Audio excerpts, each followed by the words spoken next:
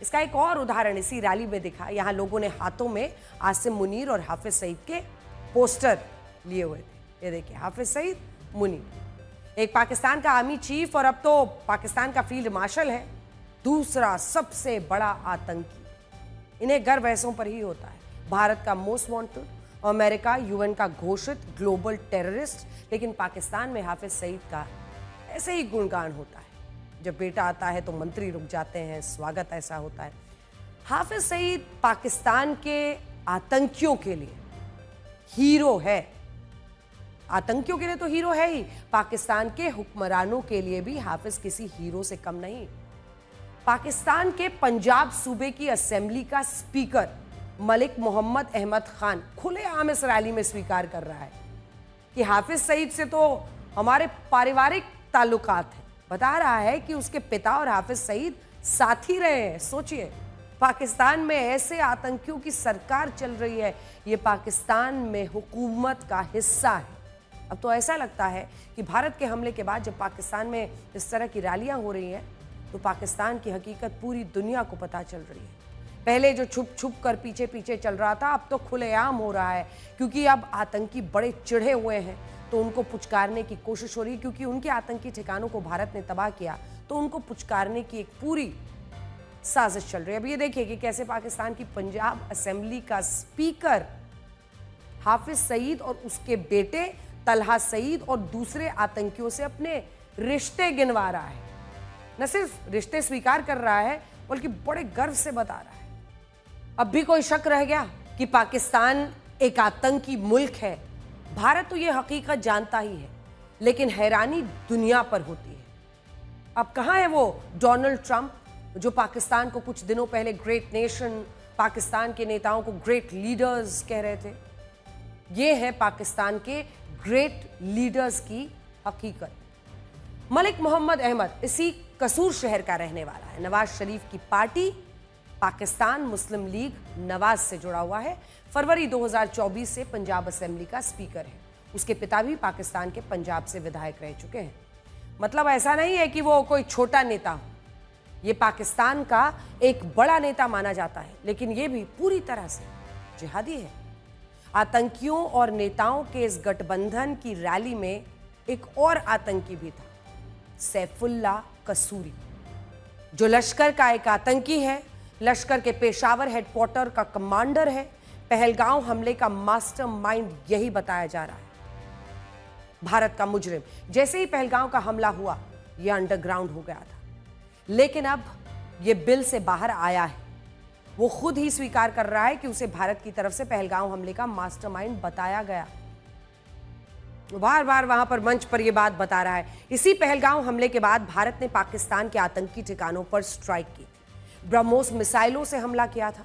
लश्कर के मुरीद के हेडक्वार्टर और जैश के बहावलपुर हेडक्वार्टर को जमीन में मिला दिया था, जिसमें 100 से ऊपर आतंकियों की मौत हो गई थी। भारत में अभी भी बहुत से सबूत मांगने वाले गैंग घूम रहे हैं, बहुत से पाकिस्तान के हमदर्द हैं। हालांकि पाकिस्तान खुद ही दुनिया भर में घूम घूम कर सबूत बता रहा है कि भारत ने बहुत मारा, और अब तो पाकिस्तान के आतंकी भी कह रहे हैं कि भारत की स्ट्राइक में उनके भाई मारे गए। लश्कर-ए-तैयबा का कमांडर सैफुल्ला कसूरी ने कल ये स्वीकारा है कि उसके कई जानने वाले और अजीज आतंकियों की भारत के हमले में मौत हुई है। भारत की स्ट्राइक के बाद पाकिस्तान का आतंकी कैसे रो रहा है, ये सब सुने। अब समझ में आ रहा है कि किस तरह से आतंकी वहां पर मारे गए हैं और कैसे अब मातम वहां मनाया जा रहा है। लेकिन ये सब भाषणबाजी सिर्फ इसलिए है कि किसी तरह से इज्जत बची रहे, जिस तरह से भारत ने ठोका है। हम आपको बता चुके हैं कि पाकिस्तान के आतंकी नेता, जैसे आतंकियों और नेताओं की इस गठबंधन की रैली में हाफिज सईद का बेटा तलहा सईद भी मौजूद था। तलहा सईद का जलवा हमने आपको दिखाया, कैसे उसके लिए मंत्री को चुप रहने को कहा गया, वहां नारे लगाए गए, कैसे तलहा के आने पर सारे नेता आतंकी खड़े हो गए। तलहा सईद के बाप हाफिज सईद पाकिस्तान की जिहादी सोच वालों का सबसे बड़ा हीरो है। इसीलिए तलहा को भी अपने बाप की ही तरह आतंकियों के वर्ल्ड में पूजा जाता है। और तलहा सईद पाकिस्तान के जिहादियों की इन उम्मीदों पर पूरी तरह से खरा भी उतरता है। उसने कल अपने बाप की ही तरह भारत को धमकी दी है जिहाद की धमकी। ये हाफिज सईद का बेटा खुलेआम पाकिस्तान में तलहा सईद इस तरह से भारत के खिलाफ उकसा रहा है, लेकिन किस किस की आंखें बंद हैं ये सबको पता है। पाकिस्तान में ये सारी रैलियां इसलिए भी हो रही हैं कि वो अपनी हुकूमत पर हाफिज सईद को बाहर निकालने का दबाव बनाए। वैसे तो हाफिज सईद पूरी तरह से मौज में है। हम ये कई बार बता चुके हैं कि हाफिज सईद पाकिस्तान की फौज की सिक्योरिटी में पूरी तरह से सुरक्षित है। वीवीआईपी से भी ऊपर अगर कोई स्टेटस होता है तो वो वहां आतंकियों को मिलता है। उसे पाकिस्तान ने बस दुनिया को दिखाने के लिए जेल में डाला है। अब ये बात खुद हाफिज सईद के बेटे तलहा सईद ने स्वीकार की है। तलहा सईद ने एक इंटरव्यू में बाकायदा बताया कि हाफिज सईद की दिनचर्या बहुत शानदार चल रही है। सोचिए, जिस आतंकी ने भारत को इतने दर्द दिए वो कैसे पाकिस्तान की जेलों में एक शानदार जीवन जी रहा है, और ये खुद उसी का बेटा बता रहा है। इसीलिए हम लगातार कह रहे हैं कि पाकिस्तान की हुकूमत का, फौज का, आतंकियों का बहुत बड़ा याराना है। यह आवाज 7 समंदर पार अमेरिका तक भी पहुंचनी चाहिए। हाफिज सईद, जिसे खुद अमेरिका, यूनाइटेड नेशन सब ने ग्लोबल टेररिस्ट डिक्लेयर किया हुआ है, वो हाफिज सईद का बेटा खुलेआम वहां पर लोगों को उकसाता है। इंटरव्यूज में बता रहा है कि हाफिज सईद तो बड़े आराम की जिंदगी जी रहा है। हाफिज सईद भारत का मोस्ट वांटेड है।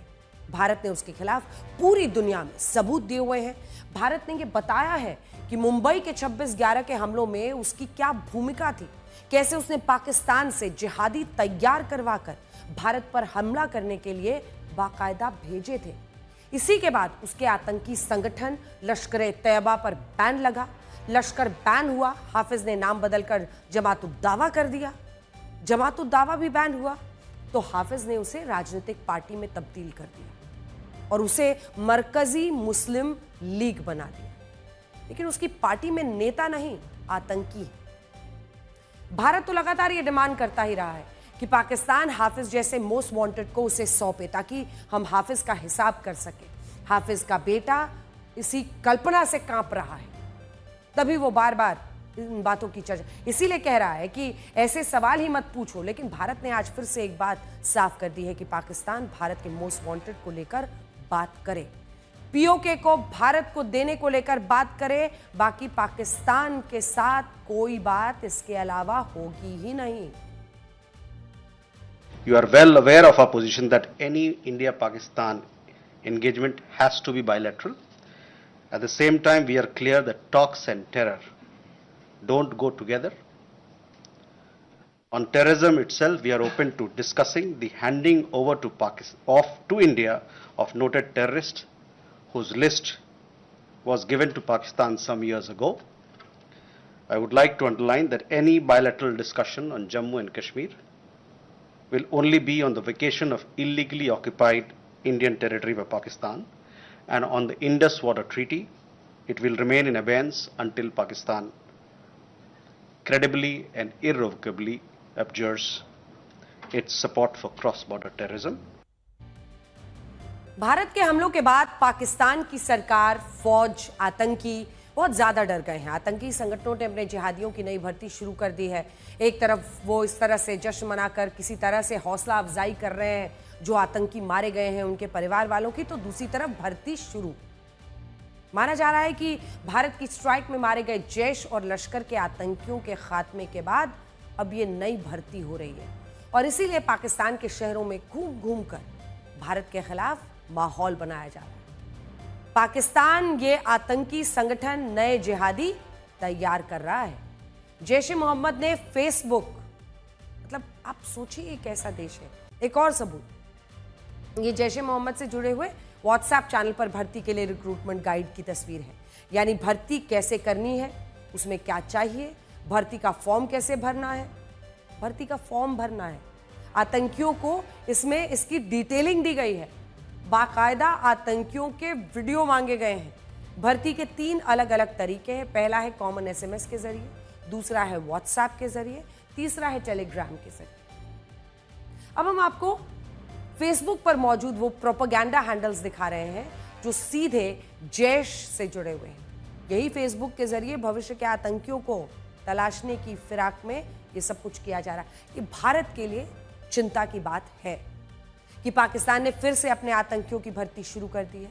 बहुत से लोगों ने यही विचार व्यक्त किए थे कि पाकिस्तान तो आतंकी देश है ही, वहां कितने भी आतंकियों को मार दो उसे कोई फर्क नहीं पड़ेगा। वहां एक एक गली में कई 100 आतंकी घूम रहे हैं जो मरने मारने के लिए तैयार हैं। इसीलिए भारत को अगली सर्जिकल स्ट्राइक आतंकियों के स्रोत पर करनी चाहिए और आतंकियों का सोर्स है पाकिस्तान की आर्मी। और यही तो भारत के सांसद भी विदेशों में जाकर समझा रहे हैं कि पाकिस्तान आतंक की वो दुकान है जिस पर अब ताला लगाने का वक्त आ गया है और इसीलिए हमने इस बार उनके एयर बेसिस पर हमला किया था। सुनिए। Most unfortunate part is that Pakistan gives out a wrong message to the Arab world and to the Muslim world that we are a Muslim country and India is not a Muslim country. But Your Excellency, you know, you have more knowledge about worldly affairs, that there are 240 million proud Indian Muslims living in India. This Pakistan's false propaganda that India is hurting us because we're a Muslim country, it is completely wrong. And in fact, Pakistan, if it stops these Takfiri terrorist groups, there will be stability in South Asia, there will be progress in South Asia. What happened on the 9th, their 9 air bases were targeted. If India had wanted, we could have completely damaged those air bases, but we wanted to show them a mirror and say that, look, we are warning you, don't do it. Don't force us to go on that path. डर शहबाज शरीफ को भी लग रहा है, इसीलिए वो भारत के साथ बातचीत के लिए आतुरता दिखा रहा है। पाकिस्तान को यह डर सता रहा है कि भारत फिर से हमला कर सकता है, क्योंकि इस बार तो मामला अधूरा रह गया, आतंकी भी पनप रहे हैं। इसीलिए शहबाज शरीफ मुस्लिम वर्ल्ड में घूम घूम कर बता रहा है कि भारत ने इस बार बहुत मारा है। लेकिन इधर से मोदी भी कह रहे हैं कि अभी तक ऑपरेशन सिंदूर अधूरा है, पूरा नहीं हुआ, चल रहा है। एटम बम की गीदड़ बप्तियों से भारत डरने वाला नहीं है। कोई भी न्यूक्लियर ब्लैकमेल भारत नहीं सहेगा।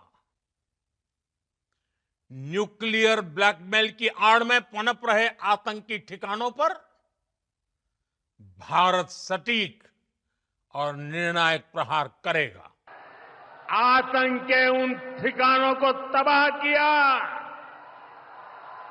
जिनकी पाकिस्तान ने कल्पना तक नहीं की थी। हमने उनके कई एयरबेस को तबाह करके दिखा दिया कि भारत कब क्या कर सकता है। पाकिस्तान समझ ले, 3 बार घर में घुस करके मारा है। सुख चैन की जिंदगी जियो। इस पर एक मैनुअल लिखना चाहिए शहबाज शरीफ को और विदेश जाने से पहले 100 बार सोचना चाहिए। असल में पाकिस्तान को यह भी डर है कि कहीं भारत पीओके पर हमला करके उसे हासिल ना कर ले। पाकिस्तान अधिकृत कश्मीर भारत के सीने में किसी शूल की तरह चुभता है और इसे भारत की टॉप लीडरशिप बताती ही रहती है। भारत ने तो जम्मू कश्मीर की अपनी असेंबली में पीओके के लिए सीटें भी आरक्षित रखी, क्योंकि भारत ये मानता है कि आज नहीं तो कल पीओके को भारत का हिस्सा होना ही है। इसी पीओके को लेकर आज रक्षा मंत्री राजनाथ सिंह ने बड़ी बात कही है। सरकार का यह भी मानना है कि पीओके को हासिल करने के लिए भारत को सेना नहीं भेजनी पड़ेगी, आवाज वहीं से उठेगी और ऐसा ही हो रहा है। पीओके में पाकिस्तान के अत्याचारों से तंग आकर खुद वहीं के लोग आवाज उठा रहे हैं। वो पाकिस्तान के साथ अब नहीं रहना चाहते। पाकिस्तान पीओके के संसाधनों का जमकर दुरुपयोग करता है, बदले में उन्हें कोई सुविधा नहीं देता। सुविधा तो दूर, जरूरत की चीजें नहीं देता। उन्हें कहा था कि युद्ध की स्थिति हो सकती है, राशन इकट्ठा करो। जब उन्होंने इकट्ठा किया तो सेना ले गई उसे लूटकर पंजाब। और अब वो ये देखते हैं कि भारत के कश्मीर में तो अच्छा खासा विकास हो रहा है, तो फिर वहीं से ये आवाज उठती है कि पीओके को भारत में मिलाओ। भारत इंतजार कर रहा है पीओके का ये आंदोलन और बड़ा हो और फिर खुद वहां की आवाम पाकिस्तानी फौज के खिलाफ बगावत करते। आज रक्षा मंत्री राजनाथ सिंह ने भी पीओके को लेकर कहा कि वो वक्त दूर नहीं जब पीओके से ही भारत में शामिल होने की आवाज उठेगी। पाकिस्तान की फौज को भारतीय रक्षा मंत्री का ये बयान सुनना चाहिए। पाक ऑक्युपाइड कश्मीर के लोग वो हमारे अपने हैं, हमारे परिवार के हिस्सा हैं। हम प्रधानमंत्री के श्री नरेंद्र मोदी जी के एक भारत श्रेष्ठ भारत के संकल्प के लिए पूरी तरह से प्रतिबद्ध हैं और हमें यह पूर्ण विश्वास है कि हमारे वो भाई जो आज हमसे भौगोलिक और राजनीतिक रूप से अलग हैं, वो भी अपने स्वाभिमान, आत्मा की आवाज़ और स्वेच्छा से भारत की मुख्य धारा में कभी न कभी जरूर वापस लौटेंगे। भारत हमेशा ही दिलों को जोड़ने की बात करता है और हमें विश्वास है कि प्रेम, एकता और सत्य के मार्ग पर चलकर वह दिन दूर नहीं जब हमारा ही अंग पीओके स्वयं लौटकर कहेगा, मैं भारत हूं, भारत ही हूं, मैं वापस आया हूं। यह पीओके कहेगा, ऐसा मेरा पक्का विश्वास है। और अब समय आ गया है कि मोटापे के खिलाफ एक जंग भारतीयों को भी शुरू करनी होगी। इस वक्त हमारे देश के 35 करोड़ लोग मोटापे से जूझ रहे हैं और एक अनुमान है कि साल 2050 तक करीब 45 करोड़ लोग मोटापे का शिकार होंगे। मतलब यह है कि अगले 25 साल में मोटे लोगों की संख्या 2.5 गुना तक बढ़ सकती है। यह अनुमान बताता है कि कब तक मोटापा एक महामारी तब तक बन चुका होगा। देखिए, बॉडी शेमिंग किसी की भी नहीं करनी चाहिए और हम सबको सेंसिटिव होकर इसका मुकाबला करना है, लेकिन सेहतमंद रहना जरूरी है। इसीलिए हमें आज से ही इसके खिलाफ एक महायुद्ध शुरू करना होगा। प्रधानमंत्री नरेंद्र मोदी भी देशवासियों से मोटापे के खिलाफ जंग छेड़ने की अपील कर चुके हैं और उनकी अपील पर FSSAI ने राज्यों को तेल हो, चीनी की खपत कम करने के निर्देश दिए हैं। FSSAI ने देश के सभी राज्यों को, केंद्र शासित प्रदेशों को सीधा निर्देश दिया है कि वो जनता से तेल और चीनी की खपत को सीधा 10%, आप 10% नीचे लेकर आइए। आप उनसे अपील कीजिए कि लोग अपने खाने पीने में नियंत्रण करें, तेल चीनी कम करें, 10% नीचे लाना। सिर्फ यही नहीं, राज्यों से कहा गया है कि वो जनता को संतुलित आहार लेने के लिए भी प्रेरित करें। इसके अलावा अब CBSE बोर्ड के स्कूलों में आपको शुगर बोर्ड दिखाई देगा। इस शुगर बोर्ड पर चीनी को लेकर बच्चों में जागरूकता लाई जाएगी। बच्चों को यह सिखाया जाएगा कि कितनी मात्रा में मीठी चीजें खाना सेहत के लिए ठीक होती है और बच्चों को यह भी सिखाया जाएगा कि ज्यादा चीनी उनकी सेहत के लिए क्यों हानिकारक है। बच्चों को कोल्ड ड्रिंक, मिठाई, चॉकलेट्स यानी जो मीठी चीजों हैं उनसे सेहत पर जो बुरा असर पड़ता है उसके बारे में बताया जाएगा। प्रधानमंत्री नरेंद्र मोदी ने तो मोटापे के खिलाफ जंग के 3 विजय मंत्र दिए थे। उनका पहला मंत्र है एक्सरसाइज। प्रधानमंत्री मोदी ने अपील की थी कि देश के हर व्यक्ति को रोजाना एक्सरसाइज यानी व्यायाम करना चाहिए, वर्कआउट कीजिए। दूसरा मंत्र है संतुलित आहार, बैलेंस्ड फूड। पीएम मोदी ने कहा था कि जिस तरह हमारे बुजुर्ग ताज़ी चीज़ें खाते थे, प्राकृतिक संतुलित आहार खाते थे, घर का भोजन खाते थे, वैसे ही हमें बैलेंस्ड फूड, बैलेंस डाइट करना चाहिए। तीसरा मंत्र, खाने के तेल में कटौती कीजिए। हमारे घरों में बनने वाली लगभग हर प्रकार की सब्जियों में घी, तेल का इस्तेमाल होता है। प्रधानमंत्री मोदी ने अपील की थी कि हर व्यक्ति को खाद्य तेल के इस्तेमाल में लगभग 10% की कटौती करनी ही चाहिए। हम आपको प्रधानमंत्री मोदी कि मोटापे के खिलाफ जो खान पान में बदलाव करने वाली अपील थी वो जरा सुनवाते।